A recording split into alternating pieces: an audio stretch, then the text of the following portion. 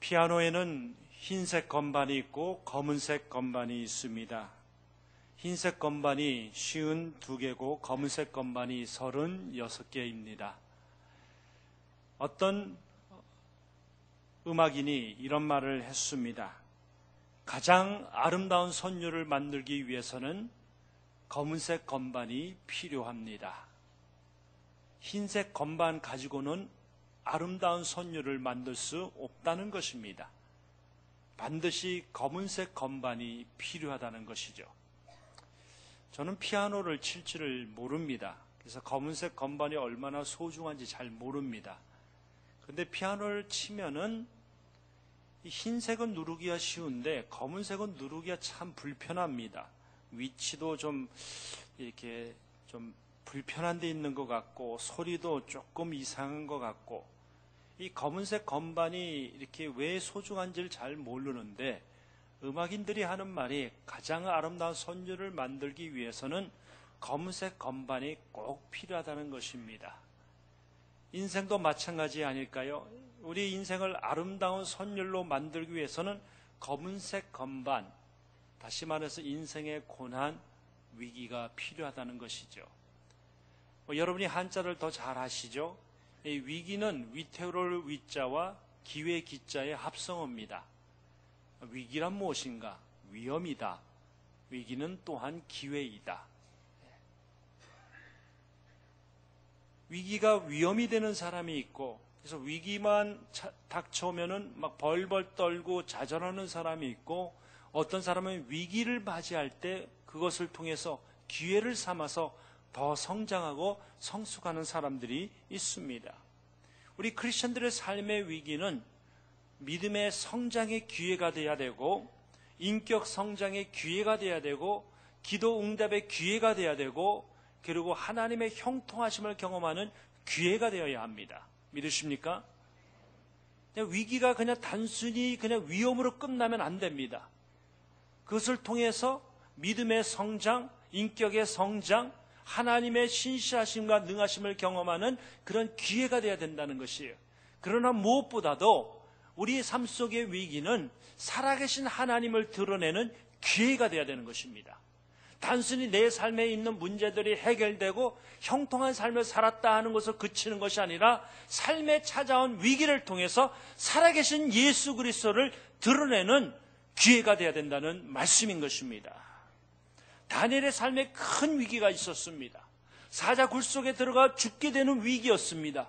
그런데 다니엘은 그 위기를 통해서 살아계신 하나님을 드러내는 사람이 되었던 것입니다. 그가 어떻게 위기 중에서 하나님을 드러내는 사람이 될 수 있었을까요? 저와 여러분의 삶 속에 얼마나 위기가 많습니까? 위태로운 일들, 삶의 고난이 얼마나 많습니까? 그러한 삶의 현장에서, 인생의 한복판에서 우리가 어떻게 하면은 위기를 살아계신 하나님을 드러내는 기회로 삼을 수 있을까요? 오늘 주의 음성을 서로 듣기를 소원합니다. 우리가 위기를 하나님을 드러내는 삶의 기회로 삼기를 원하신다면 첫째는 위기 중에서도 하나님을 일편단심으로 섬겨야 합니다. 한번 따라 하시겠습니까? 위기 중에서도 하나님을 일편단심으로 섬기세요. 바벨론 왕국에서는 왕이 법이었습니다. 그러나 페르시아 왕국에서는 법이 왕이었습니다. 페르시아 문화에서는 왕은 완벽하고 절대 실수하지 않는 자로 여겼습니다. 만일 왕이 정한 법을 변경하면 왕은 스스로 자기의 실수를 인정하는 행위가 되는 것이에요. 그렇기 때문에 페르시아 문화에서는 한번 왕이 어떤 법을 통과시키면 절대 바꿀 수 없는 것이에요. 그리고 왕은 절대 바꾸지 않습니다.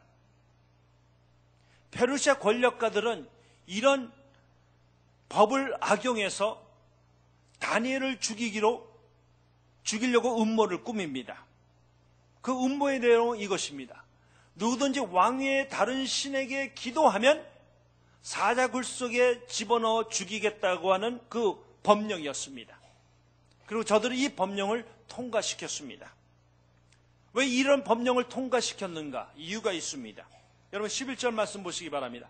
그 무리들이 모여서 다니엘이 자기 하나님 앞에 기도하며 간구하는 것을 발견하고, 이 무리들이, 이 권력가들이 다니엘 집에서 서성거리면서 기회를 기다리고 있었어요. 무슨 기회? 다니엘이 기도하는 그 기회를 기다리고 있었던 것이에요. 그리고 그 다니엘이 기도하자 그 현장에서 그를 체포했던 것입니다. 12절 말씀 보세요. 이에 그들이 나아가서 왕의 금령에 관하여 왕께 아뢰되, 왕이 입이 금령에 왕의 도장을 찍어서 이제부터 30일 동안에는 누구든지 왕의 어떤 신에게나 사람에게 구하면 사자굴에 던져 넣기로 하지 아니하였나이까 하니, 왕이 대답하여 이르되 이 일이 확실하니 메대와 바사에 고치지 못하는 규례니라 하는지라. 사람에게 구하면 사자굴에 던져 넣는다. 이 저들은 이 다니엘을 죽이기 위해서 아주 작정을 했던 것입니다. 그리고 13절 말씀에 보니까 다니엘이 하루 3번씩 기도했다는 그런 말이 나옵니다. 3번씩 기도를 했어요. 무슨 말씀이냐면, 여러분, 이 페르시아 권력가들은 다니엘이 기도하는 사람이라는 것을 잘 알고 있었다는 것입니다. 그런데 더 놀라운 사실이 뭔지 아십니까? 다니엘은 죽을 수 있는 상황에서도 하나님께 기도했다는 것이에요. 기도하면 죽게 된다는 것을 알면서도 하나님께 기도했다는 말씀인 것입니다. 다니엘은 왕의 절대적인 신임을 얻고 있었어요. 왕에게 충성스러운 충신이었습니다. 신복이었어요. 왕에게 절대적인 지지를 얻고 있었습니다. 그럼에도 그는 왕을 숭배하지는 않았습니다. 왕에게 인정을 받으면서도 자기 신앙은 끝까지 지켰던 것입니다. 그리고 왕도 다니엘이 하나님을 온전히 섬기고 있다는 사실을 잘 알고 있었습니다. 여러분 16절 말씀 보세요. 이에 왕이 명령하며 다니엘을 끌어다가 사자굴에 던져 넣는지라. 왕이 다니엘에게 이르되 내가 항상 섬기는 너희 하나님이 너를 구원하리라 하시니라. 중요한 단어가 항상입니다. 내가 항상 섬기는 너희 하나님이 너를 구원하리라. 20절 말씀 보시기 바랍니다. 다니엘이 든 굴에 가까이 이르러서 슬피 소리질러 다니엘에게 묻되, 살아계시는 하나님의 종 다니엘아, 내가 항상 섬기는 내 하나님이 사자들에게서 능히 너를 구원하셨느냐 하니라. 항상 섬기는 내 하나님. 다니엘은 일편단심으로 하나님을 섬겼던 것입니다. 포로로 잡혀온 다니엘이 이방신을 섬기는 페르시아의 그 정치 한복판에서 하나님을 일편단심으로 섬기는 것이 쉬운 일일까요? 여러분이 미국에서 살면서 사업가로 생활하면서 또 직장 생활하면서 하나님을 믿지 않은 그 세상의 현장 한복판에서 나는 하나님을 섬기는 사람이라고 드러내며 사는 것이 쉬울까요? 반기독교적인 이 세상에서, 예수쟁이라고 조롱하고 조사하는 이 세상에서 나는 예수 믿는 사람이라고 드러내며 사는 것이 쉬운 일입니까? 아니죠. 얼마나 어려운 일인 거 여러분이 더 잘 알고 있지 않습니까? 내가 예수 믿는 것에 대해서 세상 사람들은 아무런 감동을 받지 않습니다. 옛날에는 교회 다닌다, 크리스찬이다, 그리고 목사다 하면 사람들이 적어도 기본적으로 존중해 주었습니다. 그러나 지금은 그 신뢰가 땅에 떨어진 지 오래죠. 그리고 미국에서는 도덕적으로 윤리적으로 점점 타락하고 있고 하나님을 대항하는 그 수많은 일들이 지금 벌어지고 있습니다. 반기독교적인 그러한 사상과 가르침이 얼마나 많은지 모릅니다. 그러한 삶의 한복판에서 하나님을 일편단심으로 섬기는 일은 얼마나 어려운 일일까요? 매우 어려운 일입니다. 그런데 다니엘은 그런 역사의 한복판에서도, 죽을 수밖에 없는 그런 상황에서도 하나님을 향한 일편단심의 그 섬김이 있었던 것입니다. 여러분, 크래프트라고 하는 그 치즈 아세요?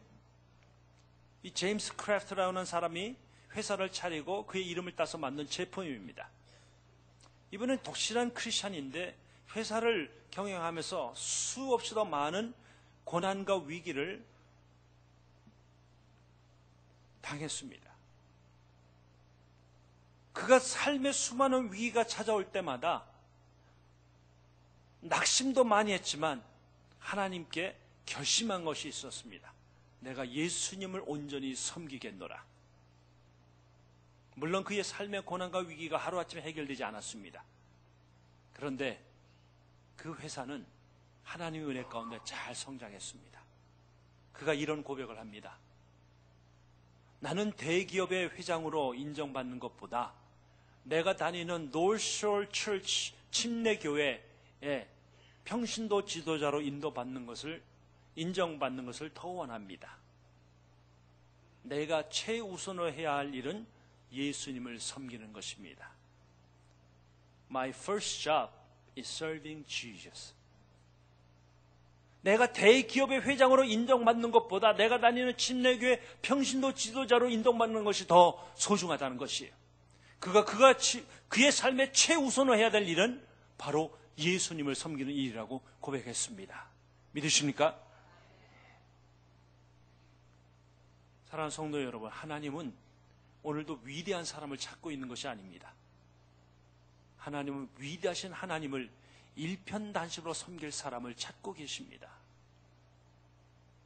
우리가 이 땅에서 아무리 장수하여도 주님을 온전히 섬기지 아니했다면 옳은 삶을 살았다고 말할 수는 없는 것입니다. 얼마나 오래 사느냐보다 더 소중한 것은 얼마나 올바르게 사느냐가 아닐까요? It's not how long you live on this earth, but how well you live on this earth. 얼마나 오래 사느냐, 얼마나 장수하느냐보다 더 소중한 것은 얼마나 옳게 바르게 사느냐 아닐까요?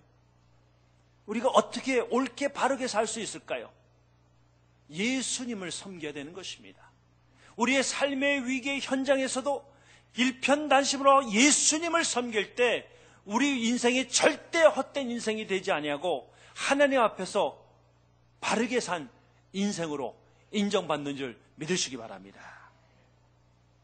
두 번째로는 우리가 위기 중에서도 하나님을 끝까지 신뢰해야 합니다. 한번 따라 하시겠습니까? 위기 중에서도 하나님을 끝까지 신뢰하세요.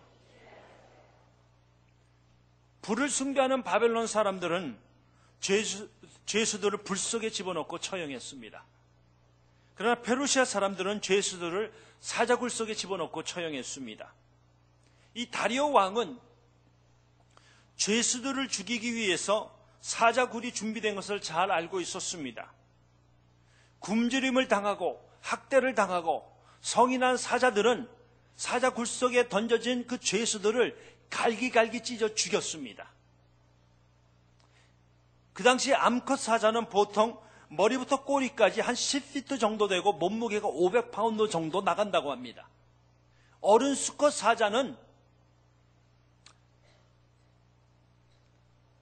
앞발로 150파운드 나가는 짐승을 쳐서 죽일 수 있다고 말합니다. 그리고 죽은 짐승을 입에 물고 3피트 높이의 장애물을 뛰어넘을 수 있다고 말합니다. 무슨 말씀인지 아십니까? 사자 굴 속에 던져진 다니엘은요, 살아나올 수 없다는 거예요. 절대 살아나올 수 없는 것이에요. 이 다리오 왕이 다니엘을 살리기 위해서 애를 씁니다. 그러나 그는 정치인들의 압력과 자기 자신이 그 내린 법령 때문에 다니엘을 살리고 싶어도 살릴 수 없었던 것이에요. 그래서 그는 다니엘 때문에 걱정을 합니다. 18절 말씀 보세요. 왕이 궁에 들어가서는 밤이 새도록 금식하고 그 앞에 오락을 그치고 잠자기를 마다하니라. 그날 밤에 모든 엔터테인먼트 연애를 다 중단하고 식음을 전폐하면서 다니엘을 걱정했던 것입니다. 다니엘은 그 다음날 새벽에 사자굴에 찾아온 다리오 왕에게 세 가지를 말합니다. 22절 말씀 보세요. 나의 하나님이 이미 그의 천사를 보내어 사자들의 입을 봉하셨으므로 사자들이 나를 상의하지 못하였사오니 이는 나의 무지함이 그 앞에 명백함이 오며 또 왕이여 나는 왕에게도 해를 끼치지 아니하였나이다 하니라. 다니엘의 고백은 이겁니다. 하나님께서 천사를 보내서 사자들의 입을 봉하셨습니다. 두 번째는 자신은 하나님께 죄를 범하지 아니했습니다. 그 세 번째로 자신은 왕에게 해를 끼치는 일을 하지 아니했습니다. 하나님께서 천사를 보내어서 사자의 입을 막았다는 것이에요. 하나님께서 다니엘의 생명을 지켜줬다는 말씀입니다. 왜 그렇게 했을까요? 이유가 무엇일까요? 분명한 이유가 있습니다. 23절 말씀 보시기 바랍니다. 우리 같이 한번 읽겠습니다. 시작. 왕이 심히 기뻐서 명하여 다니엘을 굴에서 올리라 하매 그들이 다니엘을 굴에서 올린즉 그의 몸이 조금 더 상하지 아니하였으니 이는 그가 자기의 하나님을 믿음이었더라. 하나님 믿었다는 거예요. 이건 보통 신앙이 아닙니다. 사자굴 속에서도 하나님을 찾았다는 거예요. 생명의 주관자는 하나님인 것을 고백했다는 것입니다. 한 사람의 운명과 나라의 흥망성쇠를 결정짓는 분은 바벨론의 느부갓네살이나 벨사살 왕이 아닙니다. 또한 페르시아의 다리오 왕도 아닙니다. 한 사람의 운명과 나라의 흥망성쇠를 그 결정짓는 분은 만군의 여호와 하나님이십니다. 다니엘은 이런 하나님을 믿고 있었던 것입니다. 하나님을 신뢰했던 것이. 그렇기 때문에 그 하나님께서 하나님을 신뢰하는 다니엘의 생명을 지켜주셨던 것입니다. 여러분은 하나님을 신뢰하십니까? 하나님이 개인과 나라의 흥망성쇠를 쥐고 계시는 능력의 하나님인 것을 믿으십니까? 여러분, 우리는 삶의 위기가 찾아오면 하나님보다는 사람을 의지하려고 하고 자기의 명철과 지혜와 인생의 노하우를 의지하려고 합니다. 물론 우리가 하나님 주신 지혜를 가지고 최선을 다해서 문제를 풀어야 될 책임이 있습니다. 그러나 그 모든 것을 하기 전에 우리의 마음의 중심에 하나님을 신뢰하는 그 신앙, 믿음을 놓치면 안 되는 것입니다. 하나님을 의지해야 돼요. 여러분이 잘 아는 성경 말씀 있죠? 잠언서 3장 5절 6절 우리 같이 한번 읽겠습니다. 시작. 너는 마음을 다하여 여호와를 신뢰하고 내 명철을 의지하지 말라. 너는 범사의 그를 인정하라. 그리하면 내 길을 지도하시리라. 마음을 다하여 하나님 신뢰하라는 거예요. 너의 명철을 의지하지 말라는 겁니다. 그리고 매사에 하나님을 인정하면 하나님께서 우리 길을 인도해 주신다고 말씀하시는 겁니다. 믿으십니까? 하나님 신뢰해야 돼요. 사람 의지한다고 그 문제 해결 안 됩니다. 내 인생의 노하우와 경험 가지고 그 문제 해결하려고 그거 안 됩니다. 궁극적으로 문제를 풀어주실 분은 만군의 여호와 하나님이십니다. 하나님을 의지해야 돼요. 우리가 어떻게 하면 하나님을 신뢰할 수 있는가? 하나님을 신뢰하는 방법 중에 하나가 뭔지 아세요? 고난입니다. 우리는 고난을 맞이하게 되면 하나님을 찾습니다. 평온기에는 하나님 별로 안 찾습니다. 잘 나갈 때, 성공할 때 하나님 찾는 사람이 있습니까? 그렇지 않아요. 거의 대부분은 저를 포함해서 어려울 때, 힘들 때, 격동기 때 하나님 찾습니다. 왜? 우리가 그렇게 다 연약하기 때문에 그래요. 그렇기 때문에 하나님은 고난을 통해서 하나님을 신뢰하는 법을 가르쳐 주시는 것입니다. 크리스찬들에게 고난은 삶에 박힌 보석이에요. 한번 따라 하시기 바랍니다. 고난은 삶에 박힌 보석이다. 하나님 고난을 통해서 우리를 단련시키시고 고난을 통해서 하나님을 신뢰하는 법을 가르쳐 주시는 것입니다. 그렇기 때문에 신앙인들이 고난을 통해서 보석 같은 인생이 되는 것이에요. 고난은 나쁜 것이 아닙니다.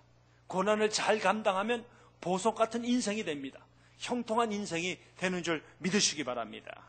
그렇기 때문에 성숙한 신앙인들은 죄는 두려워해도 고난을 두려워하지 않습니다. 왜? 고난을 통해서 하나님을 신뢰하는 법을 더 터득할 수 있기 때문에 그렇습니다. 한국에서 대기업에서 일하셨던 분이 계십니다. 한때는 뉴욕 주재원으로도 일을 하셨습니다. 한국 대기업에서 참 인정을 받았어요. 승승장구했습니다. 많은 사람들에게 실력으로 인정을 받았습니다. 근데 그 분이 교회를 다니는 집사님이었어요. 집사님으로서 대기업에서 일하면서 감사한 것도 많았지만 근데 그의 마음 한 구석에는 늘 불편함이 있었습니다. 본인이 교회 집사로서 술을 먹는 것이 늘 마음에 불편했습니다. 그래서 이 문제를 해결하기 위해서 여러 가지 애를 썼지만 잘 되지 않았어요. 그러다 어느 날 그가 하나님 앞에 결심했습니다. 기도하는 가운데 술을 끊기로 결심을 했어요. 여러분 잘 아시지 않습니까? 직장 생활하면서 그 회식할 때 술을 먹지 않을 때 왕따 당할 수 있고 또 때로는 여러 가지 불이익을 당할 수 있는 거 잘 알지 않습니까? 근데 이 집사님이 하나님 앞에 결심을 했어요. 술을 먹지 않기로. 그 사실을 알게 된 동료 직원들이 이 집사님이 얼마나 회사에서 버틸 수 있을까 걱정하기 시작했습니다. 그런데 얼마 후에 사장님이 회식 자리를 마련했어요. 이 집사님이 마음에 갈등하기 시작합니다. 사장님이 술을 먹으라고 할 텐데 먹어야 되는가 말아야 되는가. 본인은 며칠 전에 술을 끊기로 결심을 하고 기도를 했는데 며칠 만에 사장님이 회식을 한다는 연락을 주신 것이에요. 고민을 많이 했습니다. 그때 이 집사님은 자녀의 교육 문제로 인해서 미국에 발령받기를 기다리고 있었던 것이에요.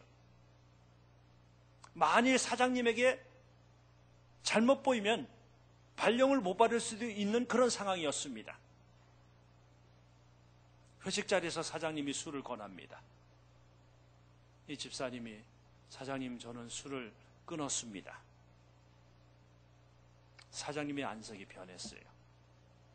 이 집사의 마음이 얼마나 덜컥 내려앉았겠습니까? 그 회식 자리에서 계속 참석하면서 술을 먹질 않았어요. 2차 회식으로 갔습니다. 그때 사장님이 이 집사님에게 그 미국에 가는 거 어떻게 됐어? 예, 아직 결정이 떨어지지 않았습니다. 그래, 내가 미국 갈 수 있도록 도와줄게. 그래서 발령을 받았습니다. 지금은 장로님이 되셨는데 그 집사님이 하는 말이 그것입니다. 하나님을 신뢰하고 맡겼더니 하나님께서 합력하여 선을 이루어주셨다고. 여러분 하나님 신뢰하는 거 쉽지 않습니다. 세상의 현장에서 수많은 유혹의 현장에서 하나님만 온전히 신뢰하겠다고 결심하는 거 쉽지 않습니다. 여러분 그러나 더 아시기 바랍니다. 하나님을 신뢰하지 않는 것도 어려운 일입니다.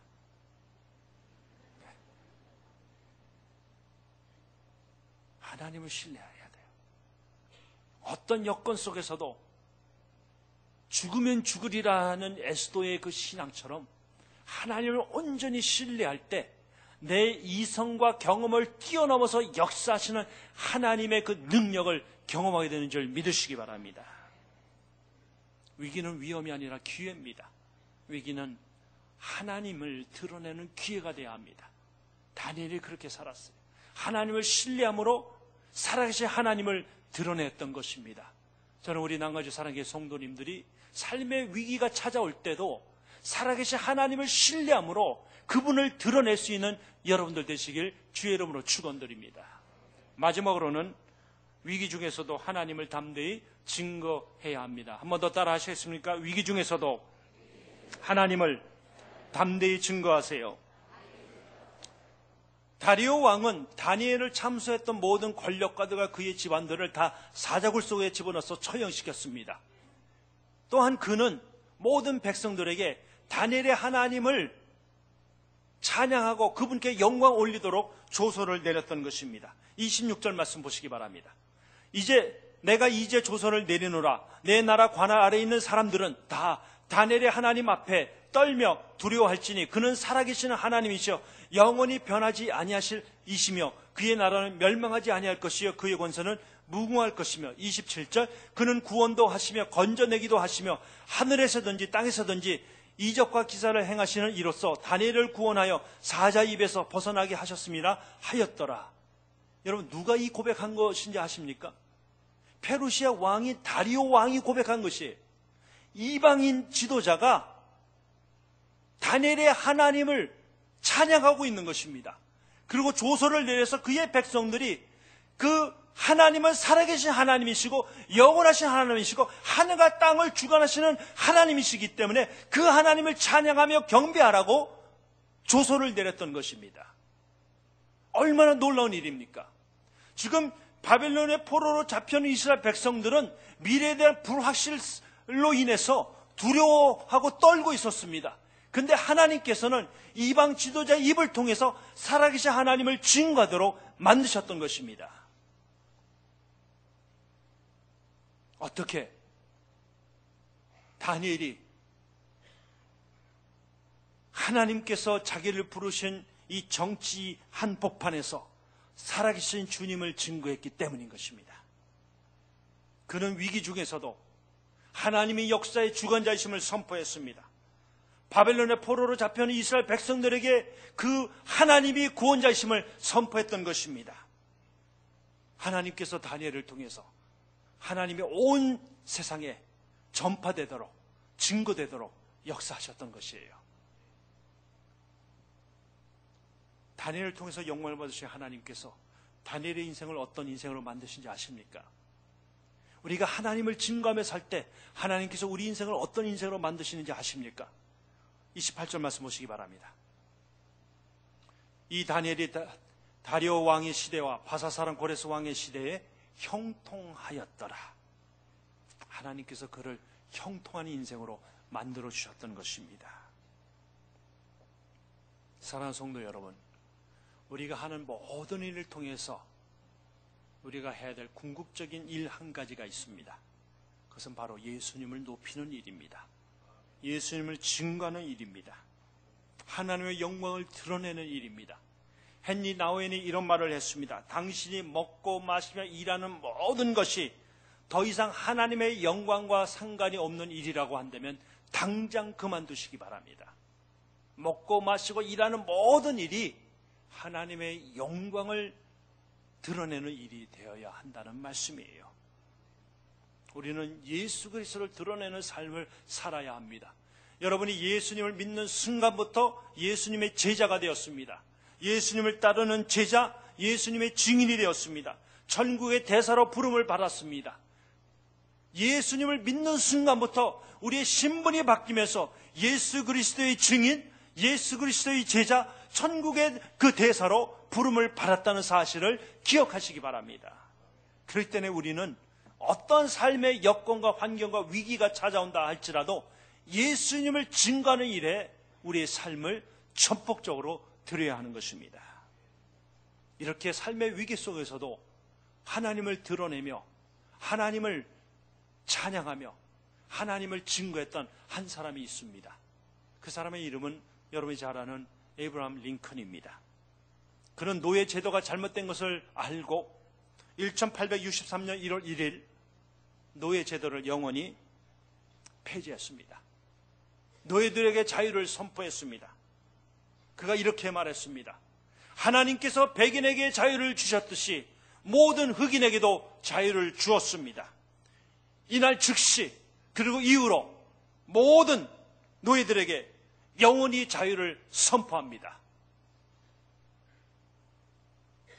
흑인들이 감격의 눈물을 흘립니다. 그 중에 어떤 흑인이 아브라함 링컨에게 찾아와서 무릎을 꿇고 그의 발에 입을 맞추면서 이렇게 말했습니다. 대통령 각하, 당신은 우리 모든 노예들의 구세주입니다. 그때 링컨 대통령이 그에게 이렇게 말했습니다. 그를 일으켜 세우면서 사람에게 무릎을 꿇는 일은 옳은 일이 아닙니다. 하나님께 무릎을 꿇으시고 하나님께 영광을 돌리시기 바랍니다. 하나님께서 여러분에게 자유를 주신 것입니다. 하나님이 하셨다는 것이죠. 하나님께서 하나님을 드러내는 인생을 세상의 무대에서도 형통하게 하셨습니다. 그를 귀하게 여기셨습니다. 그리고 미국 역사상 가장 존경받는 대통령 중에 한 사람으로 만들어 주었던 것입니다. 사랑하는 성도 여러분, 삶에 어떤 위기가 있습니까? 어떤 사람은 위기가 위험이 됩니다. 위기가 찾아오면 더 낙심하고 더 좌절하고 더 실패합니다. 그런데 어떤 사람에게 위기는 기회입니다. 더 성장하고 더 성숙하고 그리고 더 성공합니다. 여러분의 삶 속의 위기는 위협입니까?